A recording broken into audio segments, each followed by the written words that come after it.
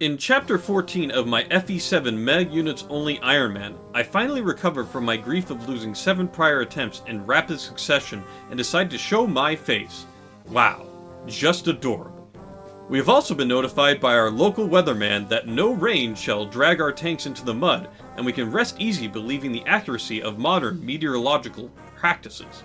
With a clear conscience and the immediate goals of securing Urk the Mage and Priscilla the Troubadour, we deploy our army, who has been accosted by the childhood friend of Ellawood and Hector, Eric. I will certainly mess up my script multiple times when referring to Urk and Eric, but luckily you as the viewer will not experience my hours of suffering. We start off by sending our M4 Marcus as far as he can towards the southern village with a javelin to counterattack any and all infantry units that come his way on enemy phase. And thanks to this, he can break through with his Silver Lance on the following turn to be within striking distance of the village on turn 4. With that out of the way, we send the Axe Twins to deal with the soldiers and armor knights east, but also decide to leave our archer Rebecca in range of one soldier to avoid Bartray possibly dying. We then send Hector to destroy a soldier and book it over with Lowen and Sarah to recruit Urk before he decides to pull a true green unit move and die like an idiot.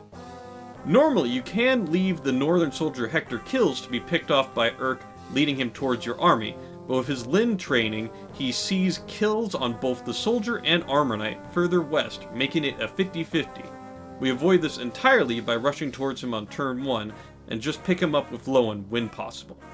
With Urk secured and the village protected, we receive a worthless paperweight in the form of an iron blade, that we eventually put into Ellawood's inventory.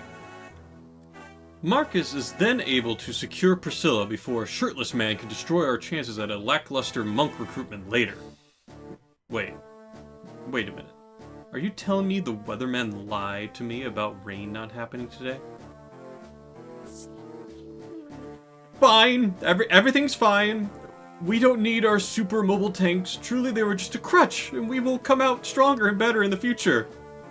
Don't you mean super unoptimal and turn counts that would make LTC players want to strangle you in your sleep? Shut up, Jerry! Not now! What? We're still recording? Who am I talking to? Stop asking unnecessary questions. We're here to play a silly challenge run for a strategy game made in 2003, aren't we? So let's get back to it. Apologies for that.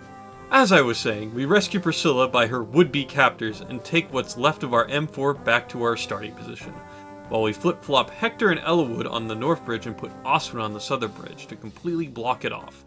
This funnels the now map-wide aggression onto 2 tiles, and we take this opportunity to get more experience on the units I will actually be using for this challenge, and get a few decent levels on most of them.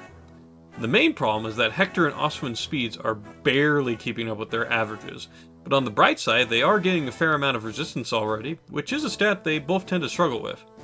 After we funnel the last of the army attacking us, we send Marcus, the M4 Sherman tank, on his final ride back south to scrap himself for parts and load up on as much staves, tomes, vulneraries, and iron weapons as we need, before we kill the last cavalry knight that didn't get the memo to attack our army.